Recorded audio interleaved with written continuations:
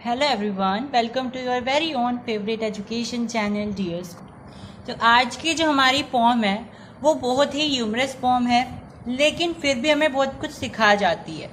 Humerus का मतलब होता है हास्य, यानी हमें इसे देख करके या इसे सुन करके या पढ़ करके हंसी आएगी, मनोरंजन, लेकिन फिर भी हमें एक मैसेज दे जाएगी।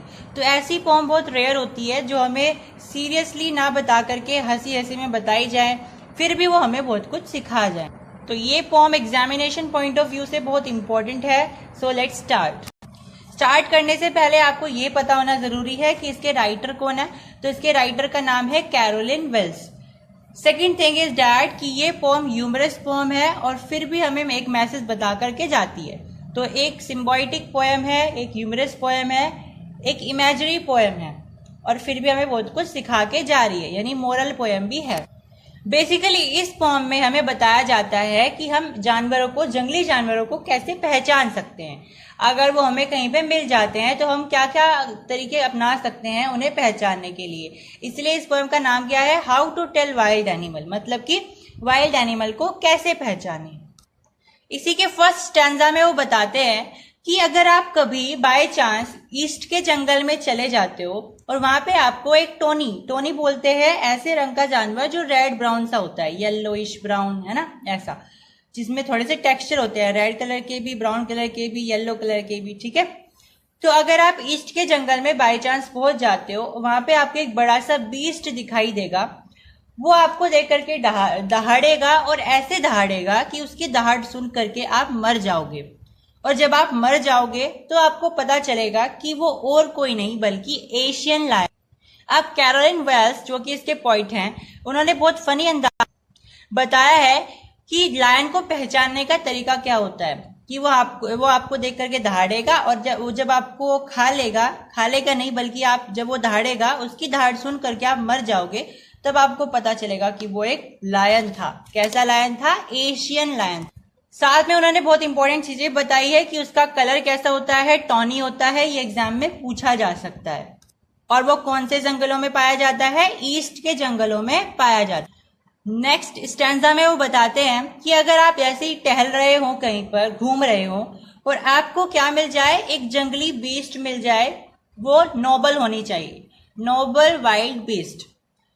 नोबल का मतलब होता है ऐसा जो अपने काम से काम रखे, यानी बिल्कुल अपने ही उसमें रहे, जैसे सीधा साधा हम बोल सकते हैं। हालांकि टाइगर, यहाँ पे जो बात बताई जा रही है वो बंगाल टाइगर के बारे में बताई जा रही है। बंगाल टाइगर आपने सबने सुना होगा, बाघ जिसे बोलते हैं, हमारे भारत का राष्ट्र पशु है। तो उसी के बारे में यहाँ पे बताया जा रहा है कि अगर आपको घूमते फिरते कोई नोबल बीस्ट दिखाई दे तो आप नोटिस करिएगा कि उसके येलो ग्राउंड, यानी कि उसकी येलो स्किन पर, उसकी जो पूरी स्किन होती है वो येलो कलर की होती है, और उस पर काले रंग की धारियां होती है। ये एक सिंपल सा रूल होता है आपको पहचानने के लिए कि वो एक क्या है, वो एक बंगाल टाइगर है। तो बंगाल टाइगर को पहचानने का रूल क्या बताया इन्होंने, कि अगर उसकी स्किन येलो कलर की है और उसके ऊपर ब्लैक कलर की स्ट्राइप्स हैं, यानी धारियां हैं, तो आप पहचान सकते हो कि वो एक बंगाल टाइगर है।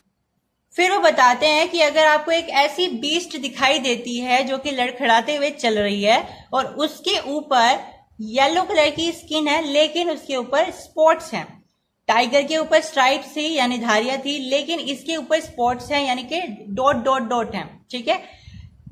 इसका मतलब ये है कि वो एक लेपर्ड है। लेकिन कैसे हम पहचान सकते हैं कि वो लेपर्ड है? सबसे पहली बात कि उसके ऊपर स्पॉट्स होने चाहिए ब्लैक कलर के। दूसरी बात कि वो हमें देख करके हमारे ऊपर कूद जाना चाहिए और हमें लैप लैप करके खा जाना चाहिए। लैप लैप करके खा जाने का मतलब है जब हम खाते हैं तो लप लप लप की आवाज आती है। तो इन पॉइंट ने यहाँ पे वही यूज किया है कि जब ये हमें खाएगा तो लैप लैप की आवाज आएगी, यानी कि लेपर्ड है, ठीक है। तो दो कैरेक्टरिस्टिक इसकी बताई है, पहली कि इसके ऊपर स्पॉट्स होने चाहिए, दूसरी ये हमें देख करके हमारे ऊपर छलांग लगा देना चाहिए, और तीसरी हमें खाते हुए इसके अंदर से आवाज आनी चाहिए, इसके मुंह से आवाज आनी चाहिए लैप लैप की। फिर वो बताते हैं नेक्स्ट स्टैंजा में, दैट इज फोर्थ स्टैंजा, कि अगर आप अपने गार्डन में या अपने बाग में घूम रहे हो तो आपको एक क्रिएचर दिखाई देगा वहां पर जो कि आपको बिल्कुल कस के गले लगा लेगा। आपको इसी से पहचान जाना है कि वो एक भालू है। और अगर आपको अभी भी डाउट है, इसका मतलब ये है कि वो आपको आगे भी आपकी बहुत लाड प्यार करेगा। तो भालू को पहचानने की क्या तरीका बताया है कि अगर आपको कोई जानवर आपके गार्डन में मिलता है, यार्ड में मिलता है, और आपको कस के गले लगा लेता है और फिर आपको बहुत लाड प्यार भी करता है, इसका मतलब वो एक भालू है, यानी बियर है। अब पोएट हमें बता रहे हैं कि एक हाइना में और एक क्रोकोडाइल में क्या अंतर होता है। हाइना आप सब जानते हो लगड़बग्घे होते हैं, और जो क्रोकोडाइल होता है वो मगरमच्छ होता है। तो हाइना में और क्रोकोडाइल में क्या अंतर होता है, ये पोएट बताते हुए कहते हैं कि हाइना स्माइल करते हैं और क्रोकोडाइल रोते हैं। जो लगड़बग्घे होते हैं उनका मुंह ऐसा होता है जैसे वो हंस रहे हों, आप जब उनको देखोगे। और जब मगरमच्छ किसी का शिकार करते हैं ना, तो शिकार करते वक्त उनके आंखों से आंसू आ जाते हैं। कहते हैं ना मगरमच्छ के आंसू मत दिखा। तो वहां पे वही बताया गया है कि अगर कोई जानवर रो रहा है इसका मतलब वो क्रोकोडाइल है, और अगर कोई हंस रहा है इसका मतलब वो हाइना है, अगर आपको इन दोनों में कंफ्यूजन है तो। फिर वो कैमलियन के बारे में बताते हैं जिसे आप गिरगिट बोलते हो। तो एक सच्चा कैमलियन वो होता है जो छोटा होता है, हालांकि छिपकली जैसा ही होता है, लेकिन इसके कान भी नहीं होते हैं, ना इसके पंख होते हैं। और अगर पेड़ पर कोई भी नहीं है, इसका मतलब ये बिल्कुल कंफर्म है कि उस पेड़ पर कौन बैठा हुआ है, कैमलियन बैठा। ऐसा क्यों? क्योंकि कैमलियन क्या करता है, जहां पर भी बैठता है उसका ही कलर अपने बॉडी पर लेकर के आ जाता है। इसे बोलते हैं कैमोफ्लेज की प्रॉपर्टी। ठीक है, तो यहाँ पे वही बताया गया है कि जब भी अगर आपको लगे किसी पेड़ पर कोई नहीं है, इसका मतलब है कि उस पेड़ पर एक कैमलियन बैठा है। क्यों? क्योंकि कैमलियन के पास कैमोफ्लेज की प्रॉपर्टी होती है। यहाँ पे हमारी पोम होती है खत्म। बात करें इसकी राइम स्कीम की, तो राइम स्कीम्स में क्या है, ABABCC। बात करें इसकी पोएटिक डिवाइस की, तो सबसे पहली पोएटिक डिवाइस है इमेजरी। जैसा कि मैंने आपको लेक्चर के स्टार्टिंग में बताया कि ये पोएम बिल्कुल काल्पनिक है, ये इमेजरी है।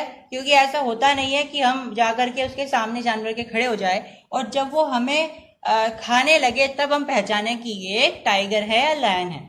तो बिल्कुल इमेजरी पोएम है। Next is oxymoron. यहाँ पे कुछ ऐसे वर्ड यूज किए गए हैं जो एक दूसरे के बिल्कुल उल्टे हैं। जैसे उन्होंने कहा था नोबल वाइल्ड बीस्ट, किसके लिए? टाइगर के लिए। तो एक वाइल्ड बीस्ट नोबल कैसे हो सकता है, सीधा साधा कैसे हो सकता है? तो ये एक ऑक्सीमोरन है। पर्सनिफिकेशन इन्होंने कहीं कहीं ही यूज किया है टाइगर के लिए, लायन के लिए। ठीक है, इस तरीके से इन्होंने इनको पर्सनिफाई करने की कोशिश की है, इंसान की तरह दिखाने की कोशिश की है। अलिटरेशन का इस्तेमाल हुआ है, आप सब जानते हैं अलिटरेशन कहाँ पे यूज होता है। Poetic licence.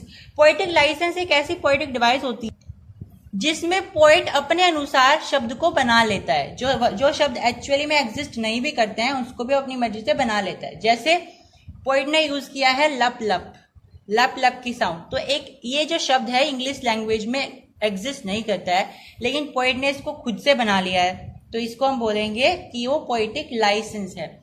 ऐसे इन्होंने यूज किया है एक वर्ड टिस। ये वर्ड उन्होंने यूज किया है इट इज के लिए। तो ये वर्ड भी एग्जिस्ट नहीं करता है, लेकिन उन्होंने खुद से बनाया है। तो पोएट के पास ये फ्रीडम होता है, उनके पास ये लाइसेंस होता है कि वो शब्दों को अपने अनुसार बना सकते हैं। तो जिस पोएम में भी ऐसे शब्द इस्तेमाल किए जाएं तो उसके पास होता है पोएटिक लाइसेंस।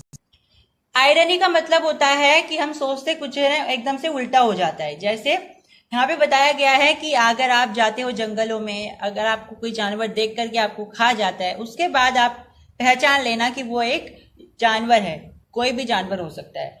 तो ऐसा थोड़ी ना होता है, आयरनी है तो एक तरीके से हम कैसे पहचान पाएंगे जब हम मर जाएंगे। तो यहाँ पे आयरनी आ गई, यानी कि बिल्कुल उल्टी बात हो गई, राइट। और दो और पोएटिक डिवाइस में एग्जिस्ट करती है, एक है मेटाफर, एक है रिपीटेशन। मेटाफर होता है जब आप किसी चीज को डायरेक्टली कंपेयर कर देते हो बिना एज के, बिना लाइक के।